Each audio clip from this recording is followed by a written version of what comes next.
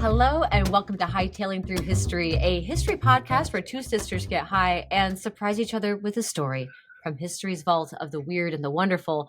We're back, baby. I'm your older sister, Laurel. Joined by Katie, leaving There me to she be the is. younger sister. There she is. Yeah, we are back from our 6-week break between season 1 and season 2. And here it is, December 1st. We're coming back out again. Going to be here for 8 episodes, coming out every other week still. And we're just going to keep on cycling that around. 8 episodes on, 6 weeks off, and here on and henceforth. We have seasons now. There's seasons. Yeah. That's good. How was your break, Katie? Was it good? Yeah, I'd say so. Yeah. I quit my job. So,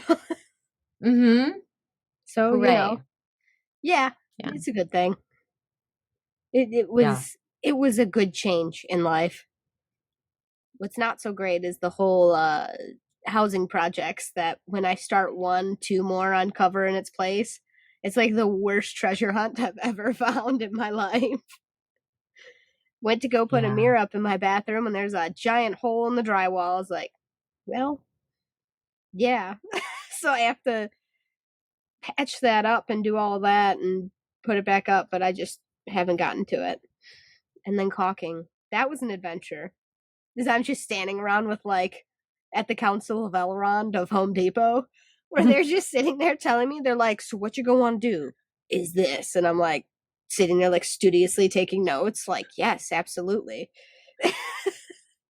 I don't know what I'm doing. Oh, no. I need a professional's help. Yeah, sure, I can Google anything, but these people are usually, at least what I found, a lot of times people who worked in the trades work at Home Depot, so they actually know.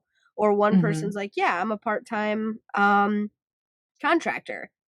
And he's like, this is what I do. And a lot of them have done all of it in their house too. And I'm like, excellent. Tell me what I need to know. Save me from future mistakes. And you can ask them your specific situation too. You're like, this is what's going on in my house, and or what I'm looking at, and then they can help you out. But that's cool. So way to go, you and your projects. Yeah, that's what happens now. It's just me and the animals. Because Blake's the sugar daddy. He works hard for the money, so he does. Treat him right. He does. Bless that man. Bless you, Blake. Yeah, no, it's good. It's been really busy working on trying to get the back catalog of all of the previous 71 episodes onto visual format for YouTube. So I'm going through, cleaning up the audio on some things where I can. I'm putting pictures in, and episode 1, if it's not up by now, episode 1, our very first episode will be up on YouTube within this week of this coming out. So if it's not up now already, it will be up by the end of the weekend, I think. So dang. So there's that. Got a lot of work cut out for you. It's a serious amount of work. I thought it would go a little bit easier, and I'm like, oh no, I took nearly all 6 weeks to try and research a couple of episodes and do this episode 1 here. So it's going to be slow going, but we're going to get him up because I think it'll be good to have the back catalog on there. And as for this season, oh my God, guys, we have a lot of fun topics. I've got a list written out of things that I've either researched or I plan on researching for the rest of the season. We've got some really great guests coming up. Our next episode is going to be our first guest episode of season 2. I'm looking forward to that. That's going to be so much fun. And we've got a lot of fun people that are coming here to hang out in the smoke circle and talk history with us. And so I'm so looking forward to what season 2 is going to bring, and 3 and 4, and so on and so forth, until you guys get sick of us and never want to listen to us again, which we hope is never. Yeah, dude. I do hope it is never. Yeah, I hope you stick with us forever and ever and ever and ever. You're never gonna get rid of us. Does that mean we have to go to the same retirement home so we can still run our show? Okay. Yeah. And forget what we're talking about even more so than we do now. Could you imagine? It's gonna be great. So should we chat about our drinks and our things tonight? Absolutely. To help us any excuse to talk about? Can you see it? Is it coming through? No, but I got you. I get what you're doing. It's can. Mm-hmm. Wait. Yeah, it's like really Cannabis disgusting. beverage. Yep, you got Grapefruit it. rosemary. Yep, you got it. And that's about it. It's the high boy, 5 mil. Cool. So that I'm still coherent. Yeah, so I have a gin and tonic. Thought that would be a good, I figured refreshing that's where you kickoff. went this evening. I thought of you last night. I made my really good maple bourbon hot chocolate. So I good. bet that's delicious. It was like right before bed too, so I got like all cozy. Man, that's the stuff. A cozy bedtime hot chocolate. Mm-hmm. With booze in it. Oh yeah. Just a little bit of Buffalo Trace. Nice. Yeah, that stuff's good. I highly recommend the Buffalo Trace or a sweeter-ish bourbon because it complements well with the chocolate and the maple.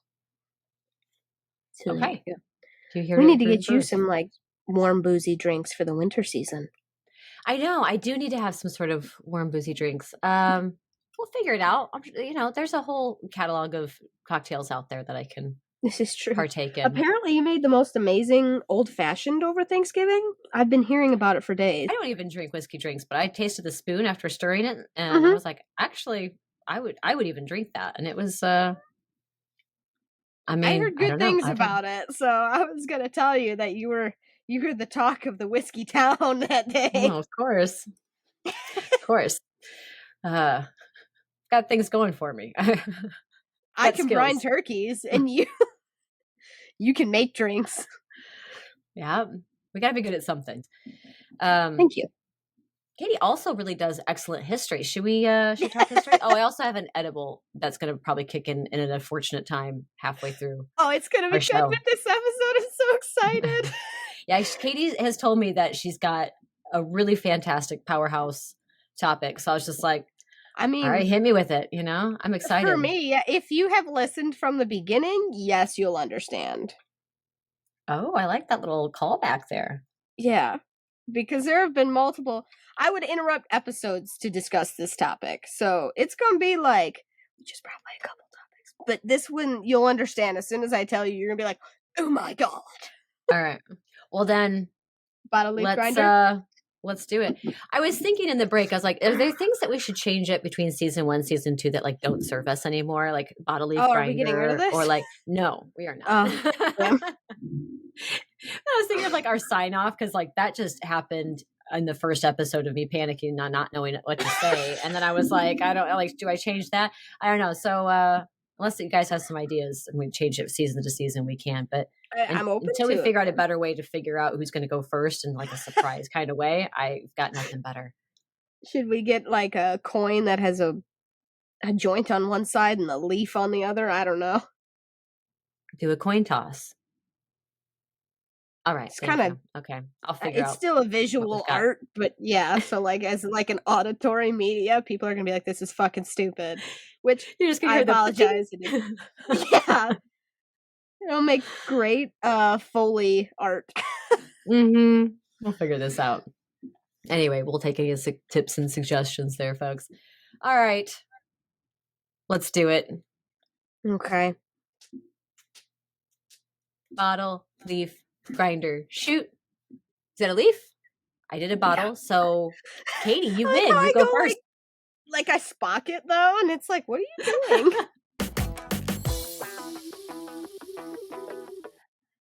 I bring to you now, dear listeners, the most important history that I have ever had the opportunity, nay, the privilege, to relay to your eager listening ears. What could it possibly be, you ask? Calm down. I'm getting there. Calm down. So, tonight I bring you the history of cheese.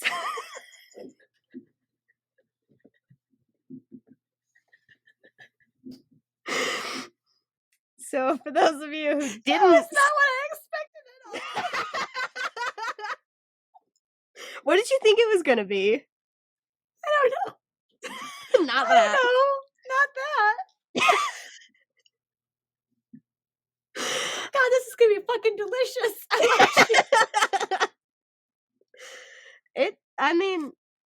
it got like 6 pages long. It was decent. I thought it was great. I love cheese, dude. Like, I'm surprised you didn't guess it right away.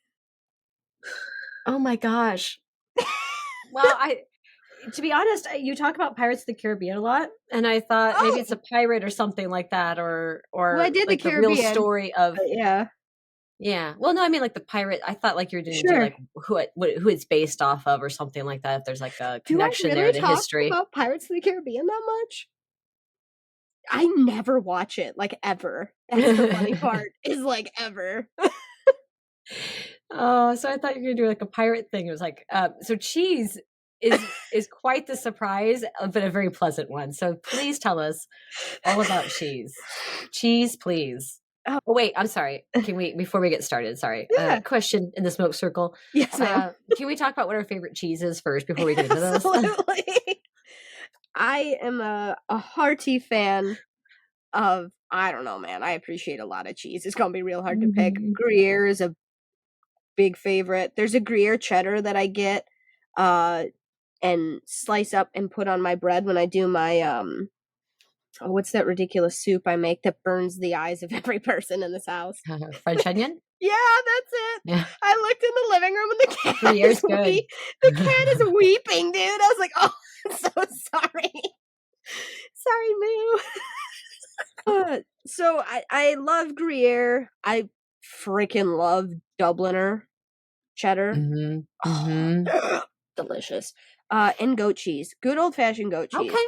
I have it on my toast every morning because I make my own ancient grain bread. And like the weird pioneer lady that I am. And I just making bread and splitting wood. What are you doing with your Sunday afternoon? That's actually what she was doing on a Sunday afternoon. There's no lie there. No lie there whatsoever. But I put a little bit of goat cheese on my braid, and then I put my black currant jam on there and caramelized onions, and that's what I have for breakfast almost every morning. Oh, I know. Bougie. You're decadent as fuck. That's amazing.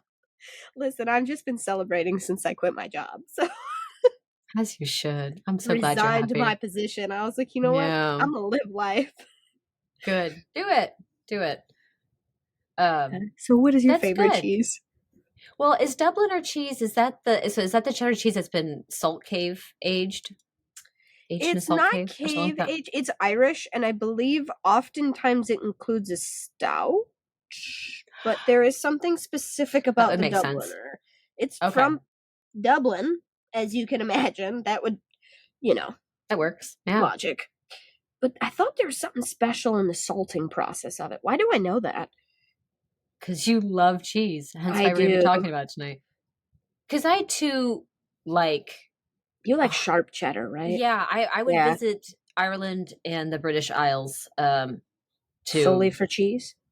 Well, I mean, for my cheese favorites, yeah. I like English cheddars that have been aged in a salt cave. There was one at Aldi, and I was like, this is delightful. They're so good. I know what you're talking about. Salty cheese. I tried a Westminster cheddar. Way too mild. Very nutty, very mild, though. There was no sharpness, and I was out. I just realized that, like, sharp cheddar, like, if the cheddar's not, like, kind of grabbing my taste buds and punching it a little bit, it's not for me, dude.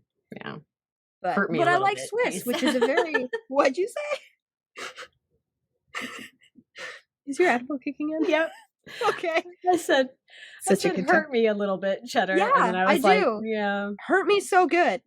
Hurt me so good, cheddar. I love you. God, this is the best episode ever. Oh my goodness. So, but yeah, that's what I like. There's a weird goblin in the back of my brain that was saying, "Stay Velveeta, stay Velveeta, stay Velveeta." Oh, dude, as my favorite cheese, and I was like, no. I used to slam Velveeta so bad, like I'd be like, "That's trash," blah blah blah. Dude, had it in Michigan at Redemax, that burger joint that's up there, where they grind all their own meat and stuff. It's amazing. Like, it's a great place, and I can eat almost everything there. But they ask you, do you want sliced cheese or Velveeta on there? My high ass ordered that Velveeta. I demolished it, and it was delicious. But it's plastic. Why is that? So, I mean, you're going to slam Velveeta, but, like, I put it in my body, and I shouldn't, because I am a cheese connoisseur. I am the Remy Ratatouille of cheese. You really are. Yes, but there's really no better person who could be talking about this topic tonight. Like a cheese historian could have been sliding into my DMs going, "I'm a doctor in cheese and cheese history," and I'd be like, "No, no, you're not. Do you No, wake ma'am. up with it crusted to your body? Then no, you're not." It's like my sister's got this one. Thank you very much, Doc. Oh, let's dive into the world of cheese then. Let's do it. Your cholesterol is going to go up just listening to this, probably. Yes. So, while it may not surprise many, it shocked me. Cheese is much older than I first anticipated. How old do you think it is? Just out of curiosity. Do you want me to give you my guess first so that you can have a more accurate answer? Okay. Figured it was, how am I going to describe it? Because I didn't have like a year. I was like, I think it's around this time when humanity did this. I figured it was right around like when the Kingdom of England if remember the episode I did on the Kingdom of England and how it finally became from the Anglo-Saxon tribes to one thing and then got all fucked up again. I figured it came around there. It is older. Oh, because I was the same. I didn't actually have like a year like number in my head. I was just thinking like, oh, I feel like Middle Ages or Dark Ages sort of time period. That's kind of what I thought. A little bit later than what you thought, I think. Yeah. Maybe like Middle Ages, I think. That's what I visualized in my head. That's kind of, I have no idea. I pretty much guessed the same thing. I think I was a little earlier than you. It's fucking old as hell. So it's like Neolithic. So shut up. Okay. Yeah. So the actual time and place that cheese making, it's an estimate because, as you can imagine, when things get older, here we go. Everybody's heard it if you're an avid listener, but we're gonna go there again because facts. Things were harder to write down back in the day. So the reason we know these things occurred are because we've chemically tested artifacts we found and found milk protein on them. Oh, wow. Okay. Yeah. So the actual time and place of cheese making is estimated to be between 8 and 10,000 years ago. Fuck. Yeah. So around the time that people, here's the key to it, around the time that people first domesticated sheep. Makes sense now, doesn't it? That's what I said. I was like, oh, fuck, that makes a lot of sense. But I never thought about sheep domestication and as a part of this. Yeah, like the whole agricultural thing and like when you're starting to grow and it makes so much sense. I was like, oh, dude, that's so logical. I just kept thinking of people in the Middle Ages with like cheese wheels. I could not go back any further than that. Because we see a lot of it depicted then. And you're not wrong. Oh, that's what it is. Yeah. It was super popular. You're not wrong. You're on the right trail, but it's older than that. So, according to the ancient legend, here's the deal that's told in the Middle East. An Arabian merchant put his supply of milk into his water skin. His water skin was made from a sheep's stomach because stomachs hold water so it won't leak out, right? He set out for his day's journey across a desert because he's Arabian and it's hot over there. The heat from the day combined with the rennet. So rennet is a naturally occurring lining in stomachs. What it is it's in a lot of, like now you would find it in the stomach lining of young unweaned animals. So like veal calves and stuff. It aids in milk absorption. So it caused the milk to separate into curd and whey. Oh, wow. Okay. Wild, right? So upon the merchant resting that night, he found that the whey quenched his thirst and the curd not only satisfied his hunger, but had a delightful flavor. So that's the legend, right? I'm going to go into a couple other places where it was written down, but basically we don't know. There are only theories as to how cheese making was discovered and came to be. Wow. So cheese making is also referred to in ancient Greek mythology and writings, as well as cheese and cheese making depicted in a mural in ancient Egypt almost 4,000 years ago. So cheese has been with us, man, from the beginning. Yes. So my love of it has been bred into me, is what I'm telling you. Truly, that's what this is. So, while it's not entirely clear, there are a few theories as to how cheese making probably got its start. One is storing the milk in animal stomachs, which is great because they carry liquid without losing it, and they contain that lining called the rennet, R-E-N-N-E-T, which is that enzyme that causes milk to coagulate and separate into curds and whey, which is easier because then your stomach, speaking scientifically, is going to absorb the liquid, and it's going to break down and digest the curd or the solid of the milk, which is more of a milk fat. Wild, right? I was like, dude, do you ever look at processes we have today, know this shit's old as hell, and you look at it and you're like, who figured that out? Yeah, like this is how we do this. Yeah. Yeah. Like, I grind grain to get flour. Who thought, dude, you know what I should do? I should smash the seed and like make some bread out of it. Who thought of that? It's usually by accident. Another theory is there's an old practice of salting curdled milk to preserve it. Obviously, you didn't have refrigerators, so, and unless you had one of those in-ground cellar things, it wasn't going to happen. Right. Yet another theory involves mixing milk with fruit juices, which if you've never had a blueberry cheddar, I highly recommend it. It's very delicious. Yes. Right? Amen. I love, on my salads, I always put cranberry and goat cheese on them. My magnifique. Of course you do. Of course. No. That's what you should do. There's absolutely cheese. There's cheese on everything in my house. Including in my bed. Actually, that has been since stopped. Like the kibosh got put on that. I was told I'm not allowed to snack in bed anymore. I was like, damn. It's a good practice.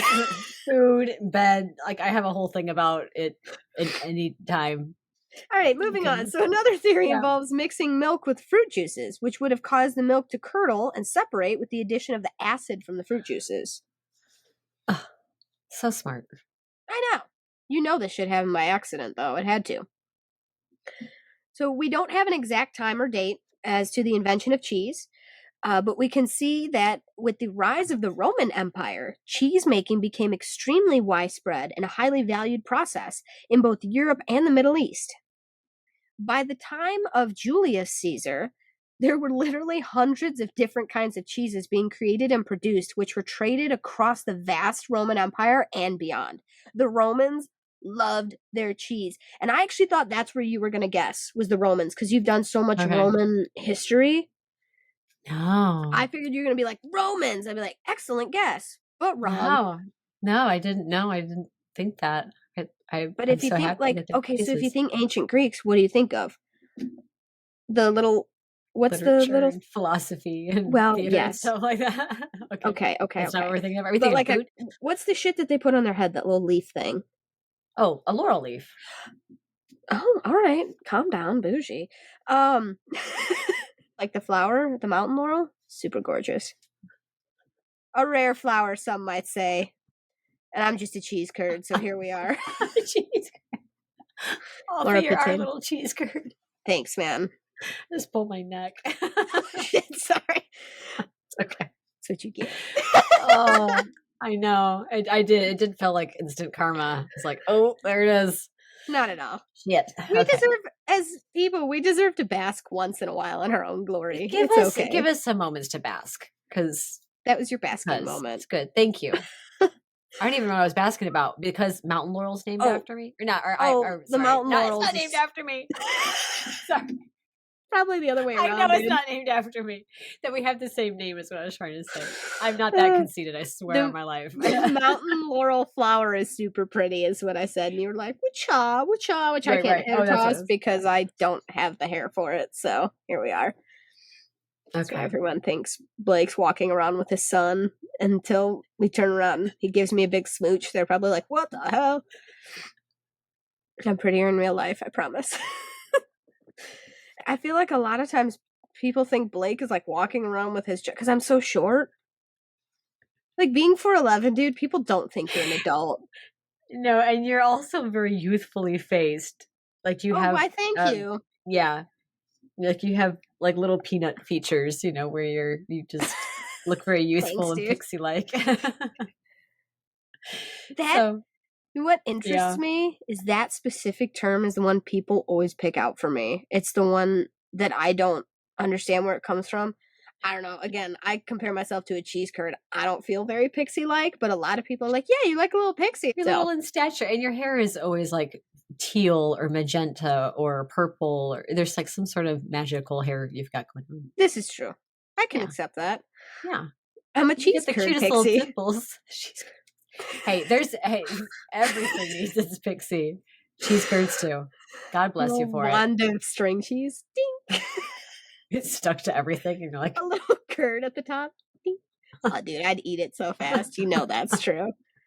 So anyway, all that to be said, when you're talking about ancient Greece, I think of a man with a laurel branches on his head, lounging on one of those ridiculous benches, which did not have a lot of padding, and eating grapes, wine, and cheese. Yeah. Oh, okay. Yeah. You know, so I was like, cheese, dude, that makes sense. So the Romans loved their cheese. They were totally into it. They made it all over their vast empire. Yeah. Which means Alexander the Great probably liked cheese, which makes a lot of sense. He's not the only conqueror who loved cheese. We'll get there in a second, though. Hang in there, because I got really excited about this. It was the Romans who documented their cheese making the best, however, and included trial and error, and that obviously led to the refinement of techniques of cheese making. So it was actually the Romans who brought cheese making to England. So England did not have cheese until the Romans brought it to them. That sounds about right. Okay. Because the Romans are nothing if not bougie. So the Romans introduced cheese making to England. Interestingly enough, from the time of the Middle Ages until European arrival in America, right? So from Middle Ages until 1600s, it was actually, this is where all cheese making happened in Europe. Most of it anyway, like 90%. It was made by monks in monasteries. What? Oh, yeah. Okay, I've heard that. What? How did you know that? Well, that's why I think I associate it with the Middle Ages, is because it's like the pictures of like the little, is that the little cheese wheels and stuff. Yeah, pushing them around. I'm picturing them in my head. Yeah. Do you know how happy I would be? Do we have a P.O. box? If someone ever sends us a wheel of cheese, I'm going to be so happy. Just slap some postage on that wax and send it. Preferably now, though, because otherwise, if you do it in the summer, it's going to be hot by the time it gets here. Not good, probably. Then again, that's most likely how cheese was discovered. So here we are. So examples of times that certain cheeses were made. Gorgonzola cheese was made in the Po Valley, which is located in Italy, in 879 CE. And it was around this time that Italy actually became the cheese-making capital of Europe during the 10th century, which does not surprise me. The Italians love their cheese.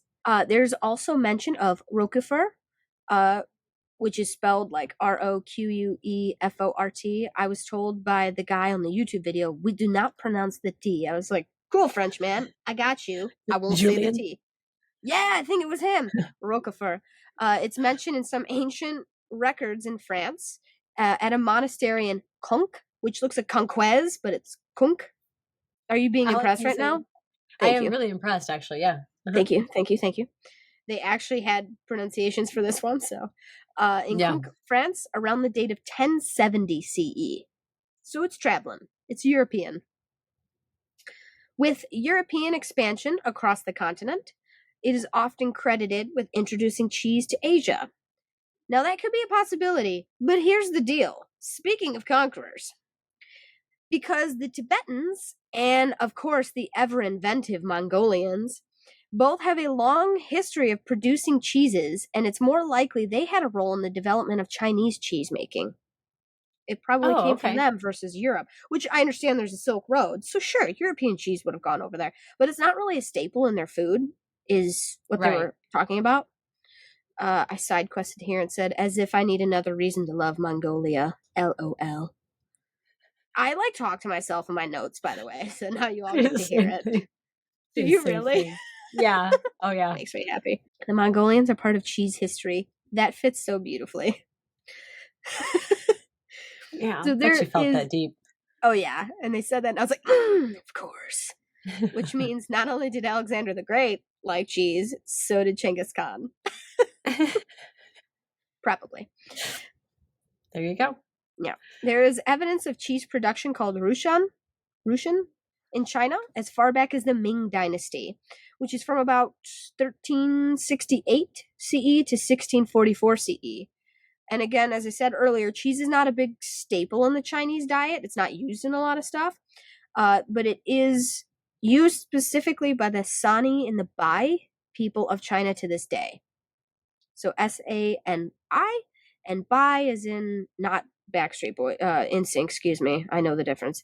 It's Bai. So many popular cheeses that we are familiar with today: Swiss, Parmesan, Gouda. It's Gouda. And of course, my favorite, the cheddar. You good, dude? Yeah, sorry. They're actually very new to the cheese story, showing up within the last 500 years or so. It's very early in the history of cheese. And then for some reason, I put that cheese is a worldwide phenomenon, which I don't know why I felt the reason to state that here, but I did. So it really tripped me up. I was like, okay, Katie, like, calm down. What? So until European immigrants arrived in the Americas in the 1600s, both North and South America were completely devoid of any evidence of cheeses. So we didn't find anything that was like, oh yeah, that's milk fat. But we also didn't have cows. So it makes sense. But I would think they had goats and stuff, but I'm not sure. Unless someone was brave enough to milk a bison, which good luck. Could you even imagine? I have nipples too, Greg. Can you milk me? That's what I'm thinking at this point. Like trying to milk a bison. I'm like, shut up. It's a cow. Trying to milk a bison. Yeah, no, I know. I believe you, but who's going to be the dumbass who's like, I'm not brave enough, I'll tell you that. This is only the finest crafted of bison cheese. Only 3 men died in making it. So, cheese making is, of course, flourishing in Europe and Italy this entire time, and is considered a staple food at this point. Like, everybody had cheese. It contributed to sewage problems as well, but anyway. So much so, in fact, that the maiden voyage of the Mayflower in 1620 CE, they made sure it was on their, what do you call it when you have there's a specific word for it. When you put stuff on, not a convoy, it's like a manifest. On the ship's manifest, that's what it's called, right? I'm pretty sure it's a manifest. Okay, no, I trust you. I trust you. I'm pretty sure. We're in your hands right now. I'm along for the ride. Manifest. Oh, dude, it's cheesy. That's fine. So the cheese is on that manifest or whatever that, like the register. Yeah. Or whatever. Oh yeah, they were like, okay. And cheese. So like, vitamin C, whatever. However they got vitamin C back in the day. I didn't do that history, but like, this is our fruit. Ingredient list that we must have. Got to bring our flour. Got to bring chickens. Shit like that. Cheese was on there. So that's how much of a staple item it was. So eventually, as colonies got established in the New World, it wasn't until the English Puritan dairy farmers brought their knowledge of dairy farming to the colonies in the 17th century, and it mostly stayed north, which is interesting. And it specifically said that in multiples of my sources. It said it stayed north geographically and moved from east to west, which everything did, because everyone landed here and went that way. But it stayed in the northern half of the country. It wasn't like much of a southern thing. So we'll go a little bit more into that. Interesting. As we go along, yeah. This is going to really descend into like worldwide cheese, straight up into just like one specific cheese place. So, and I'm sure you know where we're going. But I was sitting here and I was like, I feel like I'm just doing a history of one single state right now, but it is what it is. So, yeah. In the neighbors. Okay. Oh yeah. So in the colonies of Rhode Island, Connecticut, and eastern Massachusetts, which by the way, I just need you to know this when I was typing this out earlier. Don't be ashamed of me, New England. I don't physically know how to spell Massachusetts because I don't do it often. So it's not something I make a lot of use of. So I just I think this is how it is. Nailed it first try. Just wanted you to know that. Thank you. I hope our listenership in Massachusetts goes up a whole bunch now. I hope so too, because apparently I know how to spell your state. So they were first shot. That's good.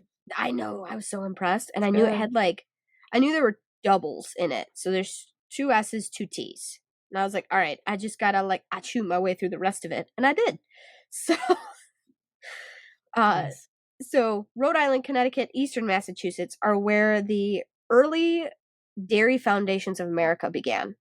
So following the Revolutionary War, New York State, especially the Mohawk Valley, became the new hub as far as cheese was concerned, and the new great cheese state.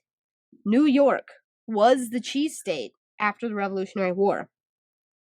So much so, in fact, that the western part of Ohio and New York contributed the bulk of cheese in this country for 150 years. So it's the cheese hub, 150 years of cheese making in the Eastern Coast. Are you ready? Yeah. But they were all of them deceived, for another cheese master lingered in the dark, waiting to come to the light as the most superior cheese production this country has yet seen. Who could it be?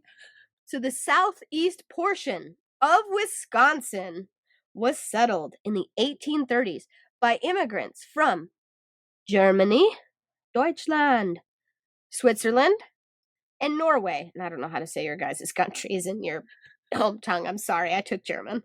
Yeah, I was like, hey, where's the rest of them? I'm sorry, Okay. guys. They didn't offer it in high school. So Germany, Switzerland, Norway, they came to this promised land by way of the Great Lakes waterways. Right. So in 1831, Wisconsin's first farm stand cheese factory was open in. We live by this, so if I don't get this right, we're. Oh no. We live within driving distance, I should say. Okay. The cheese was open in Koshkonong. It's just north of Janesville, Wisconsin. Yes. Not saying, just saying, we're within driving distance of like great cheese history. We should do like, if we ever get a Patreon and ever do like fun field trips with listeners, we need to do a cheese crawl. That needs to happen, please. But I need them to tell me the actual history of the cheese, not just like, here's how the different ways we can make it. I'd be like, please tell me everything you know about how this cheese was created. Oh, they will, because a lot of them are related to the people who landed here. So in 1841, Ann Pickett established Wisconsin's first conglomerate in Sheboygan County, which means that farmers use neighbors' milk to make cheese. What that means in English to us, that's something Wisconsin still does today. Wisconsin makes Wisconsin cheese with Wisconsin milk. Wisconsin feeds Wisconsin cows with Wisconsin, a lot of times, with Wisconsin grain or hay. Wisconsin fills its production of things with Wisconsin ingredients. So it keeps it all within Wisconsin, which is something actually kind of special. And they also own their NFL team, the people. Oh. We the people of Wisconsin. Wow, Wisconsin, you guys have really got it going on. Nice work. Oh, they really do. Like, yeah, I love Wisconsin. There's not much I don't love about it. So, in 1846, okay, so we're a little further along, that we were in the 30s, now we're in the 40s. Swiss immigrants brought cows from Ohio, because that was the easiest place to get them, essentially, and started the first farmstead cheese factory in New Glarus, Wisconsin. The farms, the farms were run almost entirely by women at this point. Bet you didn't know that. I didn't. In 1850, a census record reveals that in that year alone, 400,283 pounds of cheese were made in Wisconsin alone. Yeah. That's so many pounds of cheese. Oh, yeah. Keep in mind that they're also like supplying the country, I think, at this point, or they're working on it. Wow. So cheese is popular, not only because it is a joy to eat, and here I have a side note where it says, my condolences to all those of you who are lactose intolerant. My heart truly weeps for you. And that is true, because I had a spit of time where I had to take those lactase pills because cheese was upsetting my stomach, and then it stopped and corrected itself, and now I can eat cheese to my heart's content again, which I might have died if I couldn't have. So I would choose death over no cheese. I'm going to be honest with you. I know that sounds dramatic, but then let it be dramatic, because all of us have something that we live for in this world, and that's one of mine. I probably eat it at least once. Well, obviously I have it in the morning. I don't know if goat cheese counts. Does it matter if it's cow versus goat? Whatever. No, it's I'd cheese. say yeah. It's cheese. Oh yeah. Also, those of you who have trouble with cheese, goat's milk is easier on your tummy. And if you're allergic to cow's milk, you can have usually goat. But talk to your doctor before you decide anything. Yeah. Yeah. So cheese, not only popular and a joy to eat, it's actually an extremely effective way of preserving milk, which I think is why it was so popular. Because what happens is farmsteads skim off the cream off the top. Because, okay, for those of you who don't know, I buy my milk from the Amish. So my milk is not homogenized. So when I get it, it separates. So I have to shake it to make it usable, or stick a butter knife in and stir all that fat up in the top. Otherwise, you just have a glop of butter come out, essentially. It's delicious. Don't be silly. It's just cream. Delicious, fatty cream.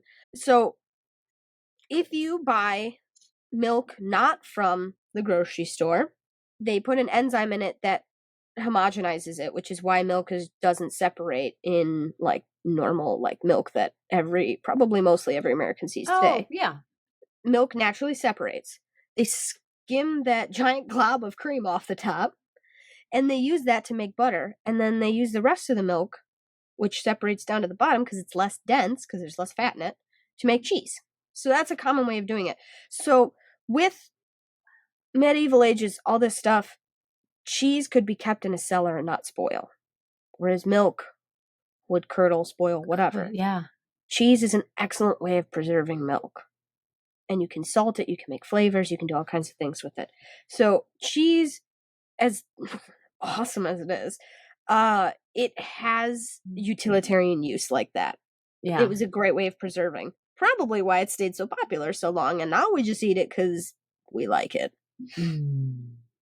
Yeah. So most of the cheese making was done by Swiss immigrants that grew up making cheese in the Swiss Alps. Come here, bring their knowledge to the New World.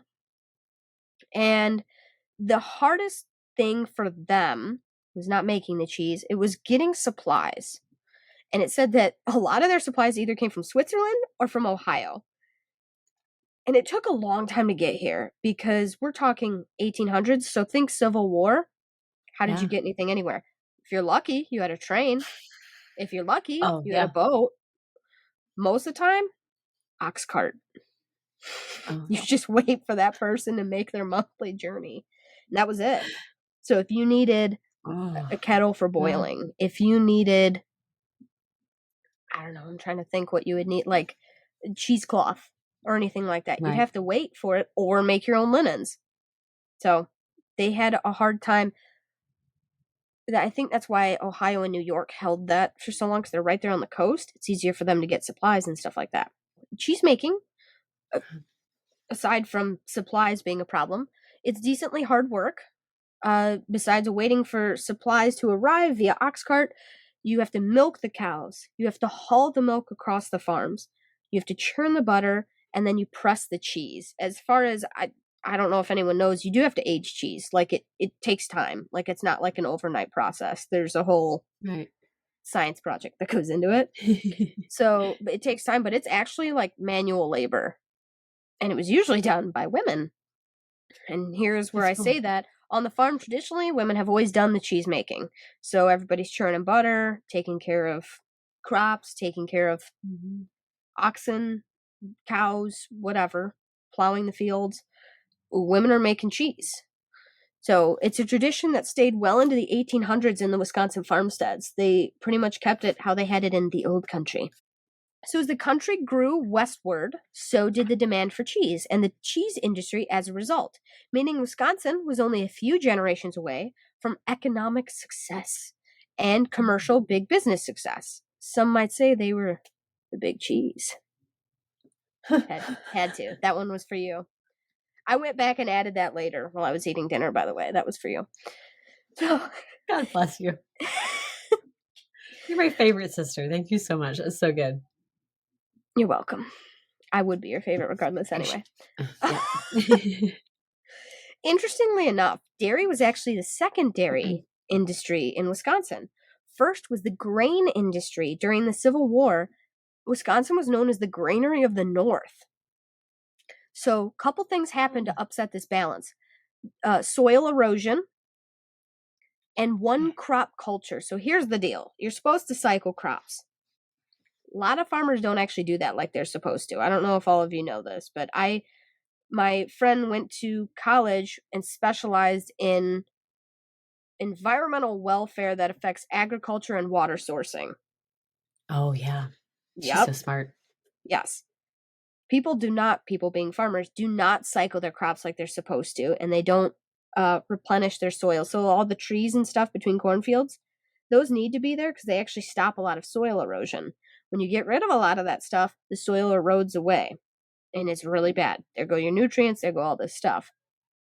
So they had soil erosion, one crop culture, so they stopped getting good yields because their soil was dead. It had no nutrients in it. And a chinch bug, which comes from the Spanish word chinche, which means bedbug. A chinch bug infestation wiped out the yields, and Wisconsin could no longer compete with the wheat grown out of the plains of the West. So Wisconsin and Milwaukee specifically, hence it being like a beer capital, is where most of the grain came from in this country up until like the 1900s. Oh, wow. That makes Didn't so know much that, sense. did you? I That's didn't amazing. know that, though. I was like, what? It wasn't always cheese? And they Beer were like, and nah, cheese. dude. And you're like, yeah. Right? But they were like, they're the granary of the North. I was like, really? Wow. Okay. Interesting, right? You're learning all kinds of history tonight. I'm learning all kinds of things. Go Wisconsin. Isn't it? That's Yeah, so it's fun. kind of, here's the thing. Sorry, everybody. It's kind of a Wisconsin love fest for the rest of this. But, and that was not intentional. This was going off of a lot of my sources. And they were like, Wisconsin, Wisconsin, Wisconsin. From like 1600s on. They were like, Wisconsin. And I was like, okay, but like there's a whole world of cheese. And they're like, yeah, they still have their cheese, but Wisconsin. And I was like, okay, that's one state, an entire country. There's still a whole world full of cheese. Yeah. We're so lucky. We've got dude, to live close to such a beautiful place. Let me tell you what. I need to go on a cheese crawl. Listenership in Wisconsin goes up. I hope so. So by the 19th century, even foreign types of cheeses, so cheeses that did not originate in America, essentially, such as Swiss, Brick, Limburger. Oh, okay. In Greene County, Wisconsin, they had their own like sect, whatever you want to call it, where they made those cheeses. So they had their own like hold over here. So these cheeses originated in Europe, essentially is what it is. But they were brought here, and then people who obviously made those cheeses in Europe brought that art of making cheeses here. They made those, so they're making foreign cheeses here. They had a cheese factory every 2.8 miles in Greene County, Wisconsin. Every 2.8 miles. That's a lot of cheese. It's a lot of cheese stuff going on. Yep. And they also had well-established American varieties in Plymouth and Sheboygan counties. All places that I know. Like, I was like, it's so unusual that I like know all the places that I'm talking about. This is so magical. So by 1950, the number of cattle in Wisconsin reached 2.5 million. It's a lot of cows. So each cow produces, it was a weird measurement in my opinion. I would have done it in liters, but they did it in pounds. So 5,500 pounds of milk, not cheese, milk, to make the cheese, per year per cow. Oh. That's a lot. Whoa. Yeah. Right? Like, I was sitting there and I thought it was weird that they didn't do it in cheese, but I was like, all right, I mean, milk works too. It's a cheap ingredient, but that's still a lot of milk. I don't know if you've ever seen it, because I watch a lot of Doc Poll. They have the dairy farms, but they're family-owned dairy farms, which is kind of like the coolest part. He's a vet that keeps these small dairy farms working, because as you can imagine, it is hard for, and we're going to get into that a little bit here, it's hard for small dairy farms to compete with like a big factory farm. Right. It was ironically enough, 1950s. It was also around this time that commercial cheese factories really took over and consolidation occurred. It was the effect of the Great Depression, which is in the 1930s, so not quite the 50s, but in the effect of the World Wars. Plus, as technology gets bigger, bigger, I suppose, but better, they found more efficient and easier ways to actually transport the milk over long distances. So they don't need all these little farms every 2.8 miles, because you can just put it at one and drive it to Ohio, to Iowa, to wherever. Nebraska. They're part of the Midwest, right? Right. Yeah. Mm-hmm. Yeah. Shout out to you, Nebraska. I bet I can spell that state first try, too. So that's where you see, unfortunately, a lot of the small farms kind of start to consolidate and then die a little bit. Today, in the 21st century, Wisconsin, are you prepared? This is going to be a little bit of a Wisconsin love fest, so this disgusts you people. I'm sorry. Wisconsin deserves their day, dude. Just let the Midwest have a little celebration here for a second. Let them have their day. Everyone wins in the cheese episode. Everybody's got cheese. So in the 21st century, Wisconsin has more skilled and licensed cheesemakers. Yes, you can get a license for it. Hang in there. I'll tell you how. Than any other state, which shouldn't surprise me. So to become a licensed, I think I forgot a word. I forgot cheesemaker. To become a licensed modern day cheesemaker, one must complete a course in dairy and food science, and you must pass a comprehensive exam about it. So you got to prove that you know what you're talking about. Cheesemakers are also encouraged to work with an existing cheesemaker as an apprentice. They don't just hand you this shit. You got to work for it. Cheese is a serious, centuries, thousands of years old art, dude. It may have been discovered in an animal's stomach, but let me tell you what, it has come a long way. It is modeled after programs in Europe. So in Europe, they have similar cheesemaking processes. You go to school for it. You get licensed. You become apprenticed to somebody. You got to go to school. You got to do your homework. You got to find somebody who knows what they're doing and will agree to take you on. It's like becoming a knight, but you're a cheese knight. So these programs, again, are modeled after European models. And Wisconsin is the only state to offer the cheesemaker an opportunity, wait for it, it's like the Jedi Academy, to become a master cheesemaker. Only in Wisconsin can you do that. Probably in Switzerland as well. But we're talking about the US of A. So currently, more than 1/3 of all milk produced each year in the US is used to manufacture cheese. You'd think it would be 2/3. Come on now. And recent increases in the overall demand for farm milk has actually been due to the growth of the cheese industry, not a higher demand for cowy milk. So it's for cheese, dude. I'm sorry, my weed's kicking in. Just hang in there. The men and women who emigrated over represent almost every country in Europe. I mean, we got someone from everywhere. And all of them brought their cheese-making knowledge over here. They're in New England. They're obviously here in the Midwest, Wisconsin.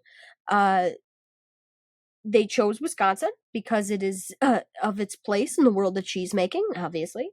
They arrived with a strong work ethic, determination, and treasured family secrets. Because remember, cheese was not made here first. It is an old practice.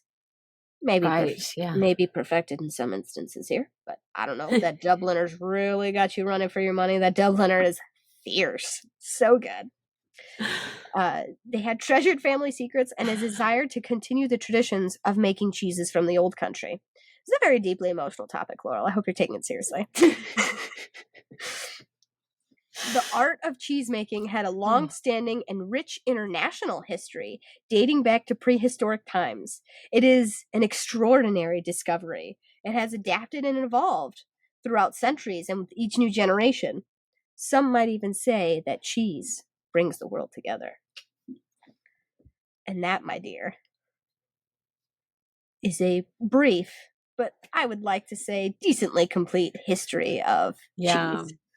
Bravo, Katie. Well done. So proud of you. I hope you were as excited about that as I was. I want some cheese so bad right now. I know, and I was sitting there, I was like, munching it's so bad. cheese. Blake's like, you can't do that. Like, you'll be chewing in the microphone. I was like, yeah, but it's cheese. He's like, baby, you can. Oh, thank you. That's great. Maybe not the episode you expected, but definitely the one you needed. And the one I needed, for sure.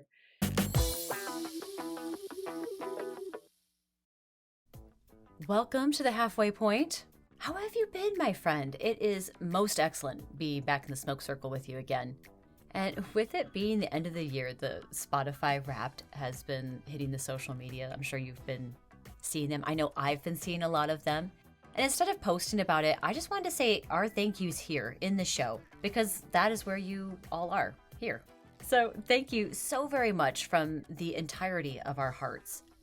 We were at least in the top 10 for 241 of you. And so if that's you, thank you so much for your time. And if we were your number one, please feel free to tag us in your Wrapped or message us. We'd love to see it. And we'd love to connect with you on social media. All of our social media handles are in the show's notes and description. We're on Instagram, TikTok, Facebook, and in case you don't know and only listen to the audio version, we are on YouTube as well at Hightailing Through History. Next up, I have some history on an unconventional queen who was sometimes called the king of her country. So let's get into her interesting life as we puff pass it on to part 2. All right. So for mine tonight, it's not... Good luck following that up, man. I know. I was like, oh man, I forgot what I was doing. But no, I've got a fun person for us tonight. I know we love an unconventional person around here in the smoke circle, someone who's a bit out of time, in their time kind of thing, you know. And I think it could be a little more interesting when it's a leader, you know, someone in power who's a little different. And so I have a queen for us this evening who became the leader of her country. Of course, at it's a young women's age. history. Yeah. Gotta get it. I know. Abdicated her throne and then spent the rest of her life doing what I'd like to think that Matthew McConaughey would call it. LIVIN. just living. Probably eating cheese. What section of the world is this? Europe. Oh, cheese. Done. Expanding her thought, creating palace intrigue and scandal with her love life, and having her greatest legacy as a patron of the arts. I have for you this evening Christina of Sweden, sometimes known as King Christina of Sweden. Oh, I have not heard of this person. Christina was born in Stockholm Syndrome. Nope. Stockholm. Sweden? The country? Stockholm, the Holy shit, why did I say that? Dude, you are roasted and toasted right now. That's why. That's like when I was trying to do the history of cannabis, and it's like 420, and I said, I said, this is why people think 420 means cannabis. I said, because there's 420 active cannibals. And then I go, chemicals, what the fuck? Oh, yeah. Anytime, legit, I don't know if you're keeping this. Syndrome. Dude, she might have been born into Stockholm Syndrome. You're about to tell me about it. That's terrible. Okay. Okay. Christina was born in Stockholm, Sweden on December 18th, 1626. The story of her birth is quite the tale, though, from what's written. Okay? You ready for this one? I think I've heard this before. Say it, though. Carry on. Okay. Astrologers had predicted that there was going to be a son born to King Gustavus II Adolphus, who was this like great Swedish hero, war hero. And so then when his wife Maria Eleonora of Brandenburg, when she goes into labor, everyone's like, yes, the boy, the heir is coming. This is going to be great. And so everyone's really excited. When Christina was born, she comes out with the placenta around her torso. So it was just her limbs and her head that was sticking out. I have heard this. And she was really hairy when she was born. She was covered in hair, according to this story. I know. That's pretty common, actually. I've met some people who got little, gorilla babies. Yeah. They're just covered. Downy. Yeah. And I was like, oh my gosh, they're not going to be cold. No. the baby was covered with hair, and they said its voice loud and vigorous. So they're like, oh, it's a Well, boy what coming into the child world, isn't and loud and yeah, vigorous? But right. okay. And in those first moments, no one realized that the girl had been born. But when they did realize, no one was like, well, what do we tell the king? Oh, He was fuck. told he was going to have a boy by the astrologers. How could the astrologers be wrong? Oh my gosh, you know. And so after a long time, his older sister Catherine takes the baby. She's like, I got it. No one knew how to go tell the king. So she goes and she like takes in the baby so he can see with his eyes what's going on here. Does that look like the right set of genitals to you? Katie, as your sister, would be like, look at wrong. This. And Problem. and so like, you know, the king then like takes his daughter in his arms and is delighted. He's like, this is great. That's the correct reaction to have, sir. That's the correct reaction. Good what man. He says is kind of weird. Which I'll say, what he says is kind of weird, but he has the right intention behind it. Yeah, sure. He says, I hope that this girl will be as good as a son to me. I only pray that God will preserve her. And then he later said, she will be clever. She took us all in. Like she fooled us all kind of thing. Well, I see what, honestly though, in the climate of, what year is this? 1626, the end of 1626. Women were housewives at best, like it, you know. So he is hoping for a better. Well, you know what I mean? Like women's station in life wasn't like what you can be now, but I absolutely see what he's saying, and I don't think he was being sexist at all. He's just saying, you know what? Doesn't matter what gender she is, she's going to be great. And back in the day, men were treated totally differently. So yeah, he's all right. I'm picking up what he's putting down. He goes and gets a celebration underway, as would be appropriate for a male heir. He's like, let's do this. Party's happening. I'm very glad that old Gustavus wasn't Gustavus II wasn't all like Henry VIII about it. You know, it wasn't Henry VIII that kept murdering his wives because they kept having girls, but really he just had girly ass sperm. Get your shit together. Like, who do you think you are? Yeah, that's the guy. And you know, like, so he's like, we need to have a celebration fit for an heir.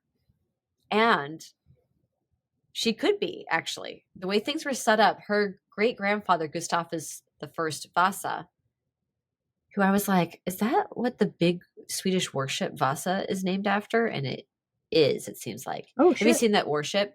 It like sunk like 1,000 meters on her into her maiden voyage. Aww. It's this beautiful warship. It just went out and sunk, and they just hold it up, and it's in the museum. Oh, that sucks. Yeah, it does. Like something was like the gun deck or something was too heavy on it or something. Oh shit! But yeah, I'll throw some pictures up because it's pretty. Please do. Yeah. But anyway, so Gustavus the first Vasa, he made a clause that if there was no male heir, the throne would go to an unmarried daughter. And so this is what Gustavus II proclaims. He's like, man, the Swedes are doing pretty well right now. It's going to Christina. A lot of credit in my eyes right now. Not that I didn't love the Swedish to begin with. I've always liked y'all. But like, really pulling for those Sweden listens. I'm just saying, I didn't know that. I mean, I shouldn't be surprised. They're so progressive today as it is. Of course they were. I should have guessed. Yeah. Well, Dad's doing all right with it, at least. Yeah, but I'd say so. Mom, not so much. Really? Yeah. Maria was upset that Christina was not a boy, as she thought she should be and would like her to be. She was not a boy. The only person who mattered to didn't give a shit. Why do you care? I know. But and then not even that she ended up being a girl, but that she wasn't a pretty girl. Damn.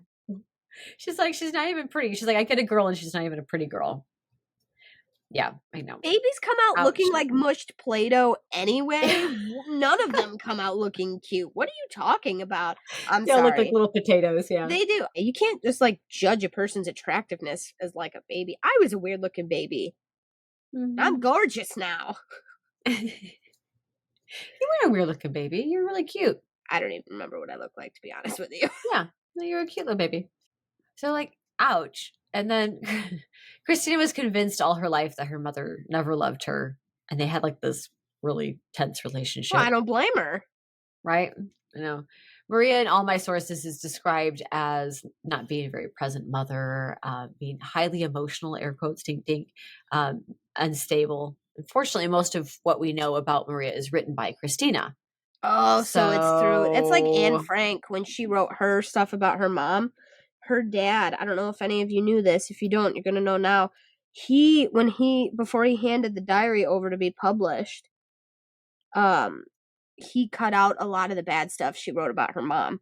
But she's a teenage girl, crammed in an attic or something with strangers, got her period for the first time. Of course her and her mom are arguing. That's what we do as 12 to 13-year-olds. Like, you struggle and you're hormonal and it sucks. Like, yeah, like, shit that you do as like a preteen and a teenager is not who you are as a person. You know what I mean?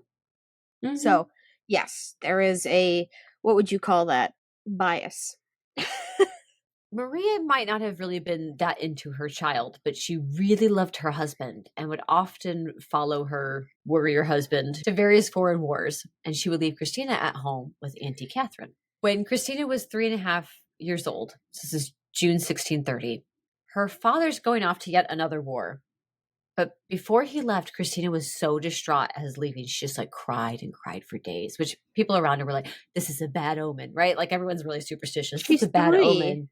Yeah. She's the only parent she's close to.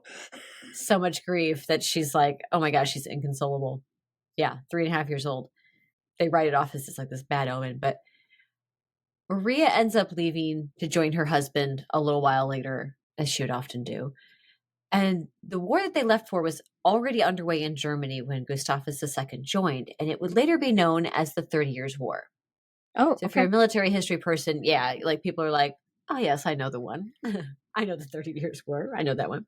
And it was one of those Catholic v. Protestant sort of wars, you know? Yeah. So, yeah.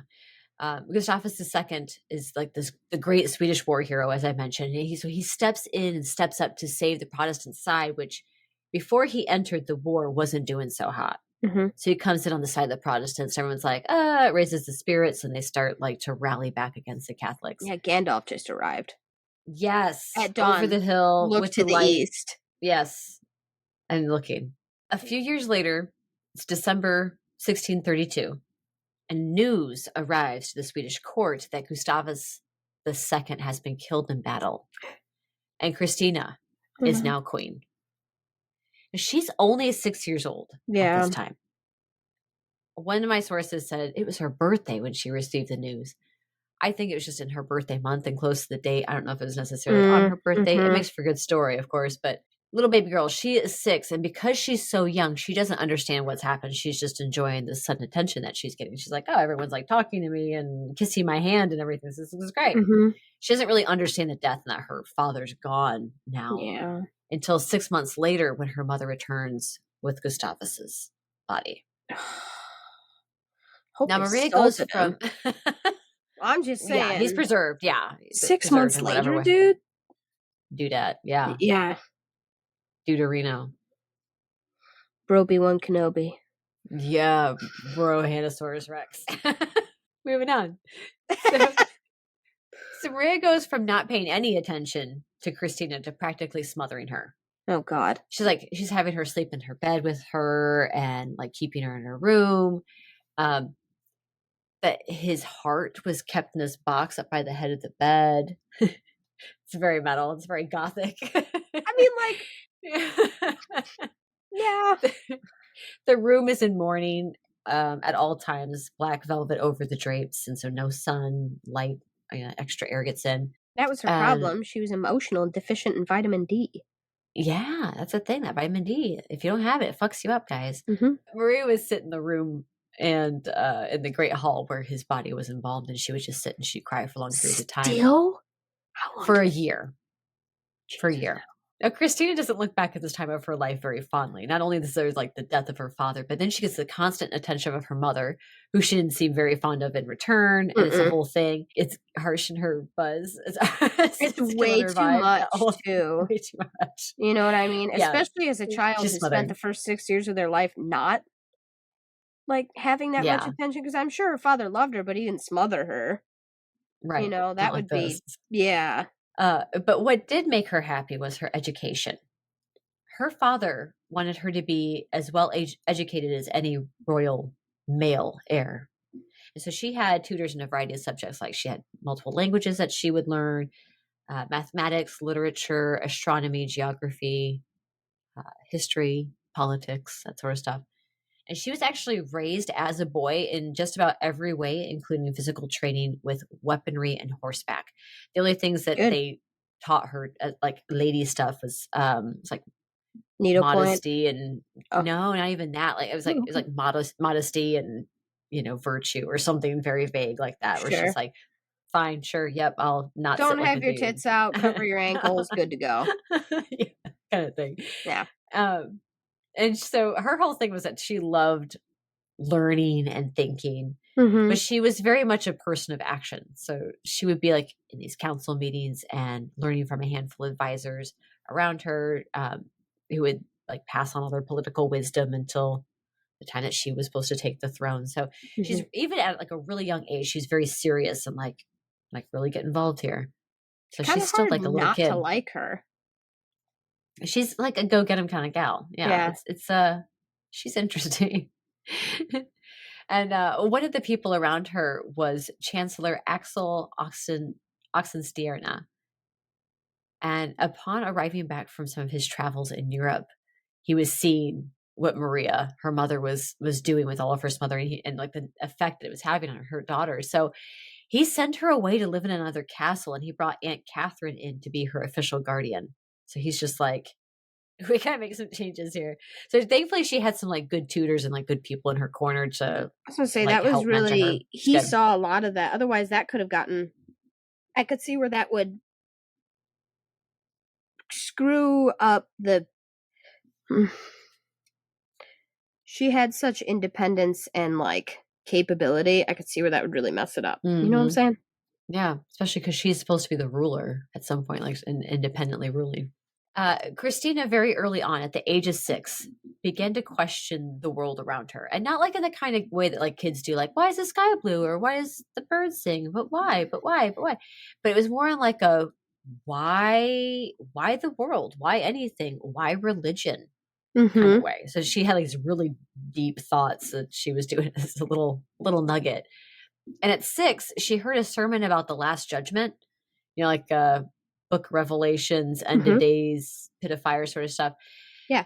And having been 6 myself in a Pentecostal church growing up, I've heard these sorts of sermons. Yeah. And yeah, they can be a little worrying. They come at you with a high intensity. They can make you fret a little bit. They come with some high intensity, that's for sure. Yeah. And so Christina was terrified, and she goes running to one of her tutors who was in charge of her moral development, who was one of her favorites. And she ran him, and she's in tears. She's sobbing. She's like, why didn't you tell me that this day was coming? Why didn't you tell me this was going to happen? And he just says, quote, it's coming one day, like be good, listen to your teachers, listen to God, and you'll go to heaven. It's going to be fine. And as time went on, she became more and more skeptical of the church and just like religion in general, as each time she's hearing the same Last Judgment sermon each year. And she asked her moral development tutor, Johannes is his name, by the way. And she's like, if religions are all fables, like this day of judgment that never comes. And Johannes is like, I beg your pardon, excuse me? And he goes, I will beat you. He threatens her with a beating, which, like her, yeah. Yeah, right. Yeah, if she said anything like that again, yeah, she's like a regent or whatever at this point. But don't think she's going to forget that, dude. Like one day she's going to be in charge. She says, I promise I will never say anything like that, for I do not want a beating. I also assure you that if you did have beaten me, there we go, you would later regret it.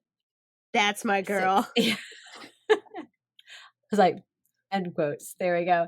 Henceforth, Christina becomes very, very secretive. So she shares this moment with her tutor, who then like threatens her, and then she's like, "Oh, I'm going to keep all my personal thoughts to myself." And she becomes very secretive and like, you broke her trust, dude. Like, yeah, what a terrible person. And she's like, "Well, if I had these sorts of thoughts and that's bad, I must be different from everybody else." So she always thought that she was like other than and very different from everyone else around her, which is hard enough as it is when you're a kid and like now an adolescent. Ruling a country, or soon to be in charge of. Yeah, about to be. Yeah. Mm-hmm. In her adolescent years, I think she's like 10 or 11, she learns ballet from a French dancing master who arrives at the court, and she starts studying it for 12 hours a day, like ballet. So instead of needlepoint and like quote unquote girl stuff, aside from like the ballet, which was actually just as much girl stuff as it was boy stuff, she was into Alexander the Great. She was into Julius Caesar. Like those were her people. Those were her icons and heroes. At 15, she was secretly engaged to, or at least courted by, her cousin, Carl Gustav, who was Catherine's son. I know. It's the thing with these royal families. A lot of them are all. You know what, though? We act like that's weird, but then, like, Aragorn was... yeah, girl, this is Lord of the Rings. Dude, this is like, fiction versus like, nonfiction. No, I know. But, like, I'm just saying, like, we act like that's weird, but then, like, straight up, Aragorn was courting his stepsister. So, like, it's kind of fucked up. Not to ruin Lord of the Rings for you. Like, still a beautiful love story. They're not actually related. It's okay, but it's still weird. Like, you know what I mean? Yeah. Cool. Okay. Anyway. Oh, God. Sorry. So she's with Catherine's son, but she later breaks up with him. And then there's a new lady on the court who then happens to like catch her eye. Hey, her name is Eba Spare, and she was apparently very beautiful. It was by Christina's side during her ruling years. So, oh, okay. Mm-hmm. We don't know like really like the full extent of their relationship, but there was a relationship there for sure. But there's not obviously. She's not going to tell you. She's keeping all of her private thoughts to herself. Right, exactly. She's like, I'm keep my cards close to my chest, but we know that they were partners. When Christina was 18, she was crowned Queen of Sweden, and her first order of business was to work on putting an end to the wars that were draining all the coffers and resources from the country. Good job, girl. And so, one was the truce with Denmark. Done. Check. Boop. Truce. Denmark. But the other one was this 30 Years' War, which, as its name suggests, was still definitely going on in the country. So after 4 years, she's really working on it. There was a truce that was finally accepted, which made everybody happy in the country. Everyone's like, oh, good, great. You know what? We're not going to go bankrupt. This war is over. Let's stop all the killing and dying. This is going to be a good thing for everybody. This is great. It took a while to get peace. And during that time, when they were trying to negotiate peace, her military captured a castle in Prague and sent the plunder back to the queen, which was like rare books, scientific instruments, gorgeous, beautiful art, especially from like all these Italian masters. And she's like, hold up, what is this beauty that you've given me? This is amazing. Give me more of this. Where is Prague again? Today's Czech Republic. That's right. And so she's like, yeah, this is what I like now. Art. This is amazing stuff. This is great. Yeah. I love thinking. I love philosophy. Like, let's get into this. She didn't give it back. So she doesn't give it back. Now, she really comes into herself, like collecting rare books, art, inviting European scholars and philosophers to her court so she can like learn from them and talk to them. Learning how to use mathematic and scientific machines and processes and stuff. And she's like, this is my world now. And she would barely sleep at night. She would be up late at night learning and then up early in the morning to go talk with her philosophers and stuff. And in fact, René Descartes is a famous French philosopher of the Enlightenment. He came to her court and even stayed for a while. But during a cold Swedish winter, he caught pneumonia and died. Uh-oh. Right? I know. She explained that to France. Yeah. Sorry, it's a little cold up here. Yeah. René Descartes spent about a year in her court. freezing. Yeah. But she was causing some waves for those in her court and her subjects. For one thing, she didn't dress like a woman. She wore men's clothes. She liked comfortable shoes, and she liked nude paintings of women, which also who doesn't? Why not? Who doesn't love when Have there's you nude? seen some of those great statues? Like, damn. And then she's giving away crown land to her friends and like her favorite people around her. Okay. So she's a little unconventional. And so, of course, then that also makes the taxes high. She doesn't want to get married. She's rejecting all these European princes that would make these like really great alliances for the country. And on top of that, it's rumored that she had doubts about religion. Gasp. Mm-hmm. Oh my gosh. And she did have these doubts. And she like, not only did she retain her skepticism about religion from when she was a child, but she was thinking about converting to Catholicism, which would have been a crime, actually. Oh. Why because Catholicism? It's a Protestant. Yeah, interesting, right? So her thinking, like, it's very like, you have a very strict schedule kind of thing. Like, I don't know. Versus Protestant, I would consider it a stricter religion. So it was just kind of interesting to me that you would head that direction as opposed to like, another one. Interesting choice. Her thinking with switching to Catholicism was like the high value that's placed on the women's virginity, versus in her Lutheran faith where it wasn't like such a hard and fast thing. So her thinking with that was that it would be better accepted in Catholicism that she stays single and not have children, stay a virgin, which were things that she if you're a really nun didn't want to do. Yeah, she was like, they didn't feel that way about you if you were royal. They were like, where are your babies? They're still like that. Where are your babies? Right. And so that's what she thought. She's like, because she's having. Yeah, girl, it don't work that way. Good try, though. I know. She really works hard at this, but that's her thinking at the time. In her 20s, she was very active, and she would spend a lot of time riding her horse, walking outside. She would like spend most of the day doing these things, but her body wouldn't keep up with her. And there were some times where she got like really sick, gravely ill in her 20s, and frequently too. She would faint, and it was like this weird thing. She's like, what's happening to me? I'm not sure if I'll survive if I stay here. And she felt like all the arrows were pointing to a new life south. Okay. And in this case, all roads led to Rome. Oh, I thought we were going to Paris, actually. Yeah. I was like, oh, even more south than I thought we were going. Southeast for sure. Yeah. So she shocks her court when she wants to abdicate her throne to become Catholic. Not only is that a surprise, just in general, but like, remember her father died for Protestantism in the 30 years. Yeah, so it's like an insult to her father's memory. Yeah. So she requests that Carl Gustav, her cousin that she was once maybe engaged to, it was like a suitor at some point, that he become king. And then later he does. He becomes Charles X. But she puts his name down like, hey, if anything happens to me, or, I decide that I'm going to convert to Catholicism and I need to abdicate, like, consider him. He's going to be the one that you want to have. And she goes to Rome at the invitation of Pope Alexander VII. Now, over in Europe, up to this point, Christina's been getting this reputation of as Sweden's philosopher king. Like, they're like, wow, she's like this Diana of the North, this goddess of knowledge and whatever in Sweden. Like, she's so cool.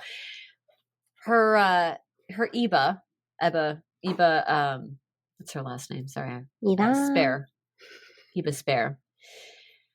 She's been married, but they continue on being companions, and some sources say bedmates. So I'm not sure if maybe there were visitations between the two of them after Christina left, but bedmates. Ayo. But later she does unfortunately pass away. Just sad. But there's some like really cute letters back and forth between the two of them. But once Christina gets to Rome, like get the little dotted line on your map, she kind of meanders through there. She officially abdicates her throne to Charles X, but before she does so, she negotiates a lovely, not so little pension for herself to live on for the rest of her life under the guise that she will remain Lutheran. Yeah. But psych. Psych. Once she gets that pension, she takes the name Christina Alexandra, which is a nod to her hero, Alexander the Great, and she converts to Catholicism. So remember how she thought that they were like really free thinking? So she has this thought, but then she realizes very quickly that the Catholic Church wasn't as free thinking as she thought it was. Like, so she's had like Catholic scholars and philosophers or people who have at least claimed that they're Catholic coming to her courts, and like she's been learning from them. She's like, wow, they're such free thinkers and open. Like they employed free thinkers, but they themselves generally in this time, the church, yeah, and that's what happened. She for a gay monarch. Are you kidding me? Are you kidding me? Right. And that was her thinking when she was, the people are free thinking, but the church, maybe not so much. She's like, right. But she's going to stay there regardless because she's like, well, it's Rome. I'm going to stay here. I'm stuck here now. Yeah, like I like a lot of the things here. Some scholars think that this is so she didn't have to live under the rule of another prince or like another king or queen. Rome is this center of culture and all these things that I loved learning about back in Sweden. So this is my life now. But her new neighbors kind of lose their patience for her, though. It's said in my New York Times article that she had royal arrogance and unroyal conduct. Oh. She was like really unladylike. She would like put her feet up, cross her legs up on stools and stuff. Yeah, she's taught to be like a boy. Yeah. That she would talk to people outside of her station, like as street urchins and like shopkeepers and stuff like that, like beneath her. Treated people like people. There's an idea. Yeah, right. That just that the Romans didn't like her manners or that what they perceived as lack thereof, manners. Because she was a bit rough around the edges. I'm not gonna lie, but the French say she's like ill-bred. In Hamburg, she stays in the home of a Jew, and she actually ends up being friends with many different Jewish people like over the course of her life, but she stays in the home of a Jew, which was really offensive to the non-Jews living in the area. And so she got like this, she was just kind of quirky. She like kind of just didn't give a fuck really is what it was. So she was just like be friends with people or talk to people and just do whatever. Which was kind of weird to people, especially as she was royalty. She's like rough around the edges, according to Europeans, like, so she's dressed like a man, acted like a libertine. And she just like, she just didn't give a fuck. And actually, I should note here that when we say libertine, at least for her time period, the 17th century libertine was more free thinking, like all about the philosophy. And it wasn't like the 18th century, which just sucked. So I know we talked about the libertines a little bit in the History of Sex Part 2. So it's like, I know how much the 18th century one sucked, but at her time, hers is free thinking, philosophy, all that sort of thing. Yeah. Now, even though home now is in Rome and will be for the rest of her life, she traveled to France and spent time in the courts of the nobility, living in the she didn't end up there. Like France feels like her place to go. Oh, okay. What I got from it, but she did. She went. She's here. And she lives for a time at Chateau in Chateau Fontainebleau, which, hey, that's a little tie to history. The Napoleon movie that just came out, right, with Joaquin Phoenix, this was one of his residences. And in fact, there's actually a museum there today to Napoleon I, which includes his iconic bicorn hat. Do they mention the rabbits? Probably not. Well, they should. Episode 3. Bicorn. So I had to write bicorn 4 times because it kept auto-correcting to bacon. Just to let you guys know. I was like, no, bicorn. God bless America. All right. So while he's there in the French courts, she's like all about a unified Europe. She's like, we need a unified Europe, freedom of religion, a quest for knowledge and free thinking. Let's do it. Let's get together. Make this happen. I don't think you're going to unify everyone, but freedom of religion, she was onto something. She was trying. She was trying a few things, at least. And I tried a few different countries to like partner up. And one of them was that she was like, I want to be the Queen of Naples. let's get the Spanish out of there. Let's get the French in. The name I'm going to put down is King Louis the 14th, his brother. He's going to be the man for the job. Naples is I'll be the queen. Here we go. Is it Naples in Italy? It was in Italy. Okay. Mm-hmm. Why was there a Spaniard in Italy? That's more history than I looked up tonight. Okay, cool. That's fine. That's an acceptable answer. I was just sitting there like making sure I put all the dots together correctly, and I was like, okay. There's that's in the bigger tapestry of history there, a little bit bigger picture. I'm on like the little medieval goat that's got like a mermaid tail. That's my part of the tapestry right here. That's okay. You might have been looking at the well next to the medieval. We can stay there. It's okay. I was just wanted to make sure I got that right. I was like, isn't Naples in Italy? She certainly isn't talking about Florida. Yeah, that's talking about Italy. Yeah, got you. That's the one. Yep. So she's like, King Louis XIV's brother, Philip of Anjou, he can be like, let's see if we can make him be the new king of Naples. I can be the queen of Naples. Here we go. And then gonna kick the Spaniard out? What? I don't know. Well, none of this all came to fruition, but all these sources say that she was was intrigue for the throne. And I was like, oh my goodness. She found out that the Polish throne was also up for grabs, so she starts making a bid for that one too. Girl's just looking for anything that she can land. Like she's out there like looking for free Wi-Fi. Like she's looking for a throne. Like she's looking for free Wi-Fi. Just sitting there like, oh, I got a single password. Like, yeah, what? That's kind of what's happening. Yeah, she's seeing what she can do here, and but it's okay. I mean, like this is just all part of her legend, or not legend necessarily, but just like her whole story of just what a wild card she kind of was. Both those plans fall through. So, but so that's out of the works here. But it's actually here at Chateau de Fontainebleau that where she has her biggest faux pas. There's a lot of French words I did not say very well, I'm sure. It sounded good compared to me. Her biggest scandal yet. And no one is really exactly 100% sure why she did what she's about to do. Oh, boy. So while she's a guest at the chateau, she's suddenly commanding the execution of one of her servants. Servants is secretary, like it's an underling of some sort, somebody close to her. And this, she says this is due to him not being loyal. And apparently is really gruesome. It's like this drawn out execution. He wasn't allowed to defend himself or anything like that. He was just executed. And the French were horrified. They're like, imagine the French being horrified when they behead people for fun. Like, really? This is pre-revolution, but yeah, that's why. yeah. Their heads and their necks were not what they were thinking about at all. So yeah, the French were horrified. They're like, what the fuck? Like, okay, sure, you were a ruler, but you're kind of like not anymore, and you're straight up murdering people. Did that. She didn't seem like that was a very personality type, like execution. Like that's surprising. Yeah, she had some like weird things that she would do, but overall she was pretty cool. But yeah, she had some things kind of like this where you're just like, whoa, this is the biggest one that she makes you wonder what happened though, right? A lot of people say that they don't really know for sure, but the biggest speculation with historians is that he leaked or was going to leak the Naples plot where she was trying to get them on the throne in Naples. Yeah. And she's like, nope. Yeah, done.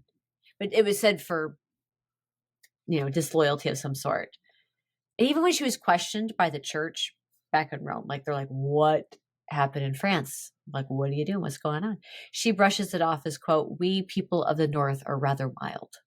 But thankfully, with both intrigues to get the throne in Poland and Naples falling through, she like chills out a little bit.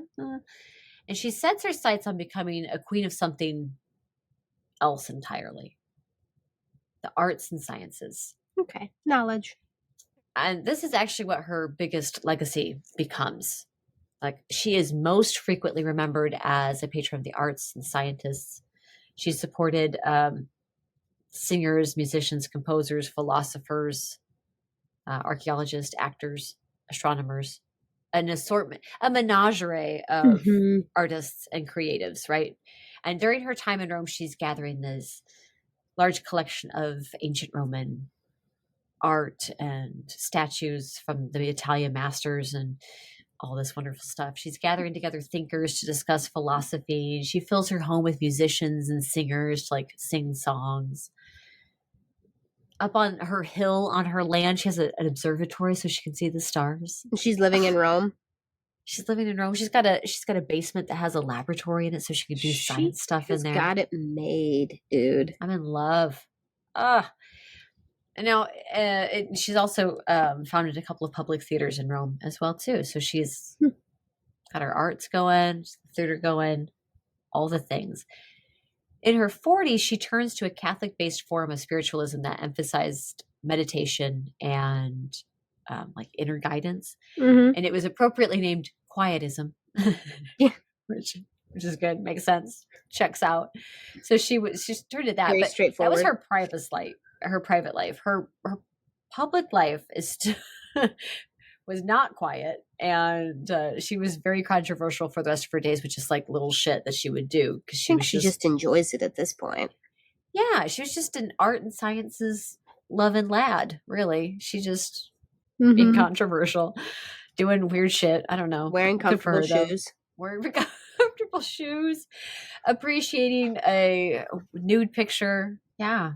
Anyway, but Christina, sometimes called King Christina of Sweden, passed away in 1689 at the age of 62. Holy cow. She was buried in St. Peter's Cathedral, which was a rarity for women, by the way. Like, indeed. A lot of women. Which one is that? Buried in. It's in Rome. So oh, never mind. I don't know it. It's not the one by the McDonald's in England. Got it. Oh yeah, that's St. Paul's Cathedral in London, but this is St. Peter's Cathedral in Rome. She was buried in a silver mask, which was like a replica of her face. Oh yeah, and that's how she was buried. The death masks. And she was like, I don't know. I think she's interesting. She was like this woman at a time. Like if that's indeed who she was, right? I mean, I don't really seem to find any sort of definitive way of how she talks about herself, but it might be more appropriate to describe her as non-binary or trans, because she didn't necessarily see herself as a woman. She didn't really seem to like women, to be honest. Okay.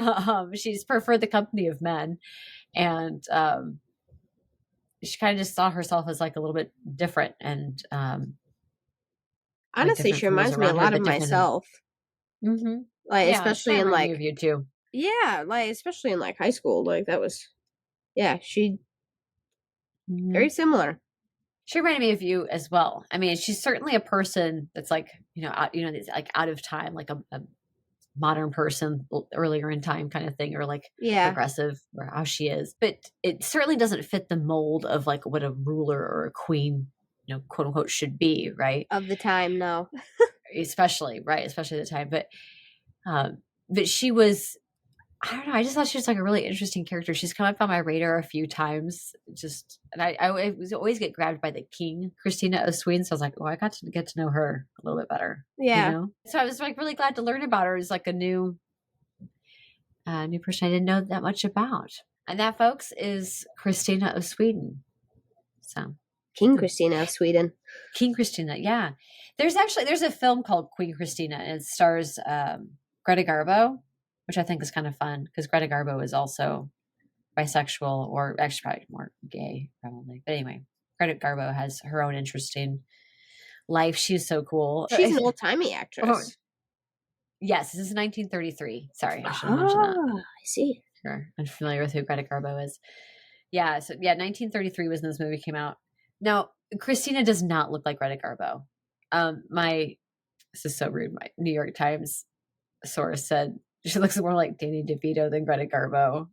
Oh. I was like, that's rude. If you want to see a movie about Greta Garbo as King Christina, not great casting in terms of physicality or anything like that. But yeah, Greta Garbo, Queen Christina of Sweden for you folks tonight. Gosh, thanks for joining us for episode 1 of season 2. It is about 2.5 hours that it took for us to do this. That's our raw footage that we have right now. Sorry, that was all the cheese I was talking about.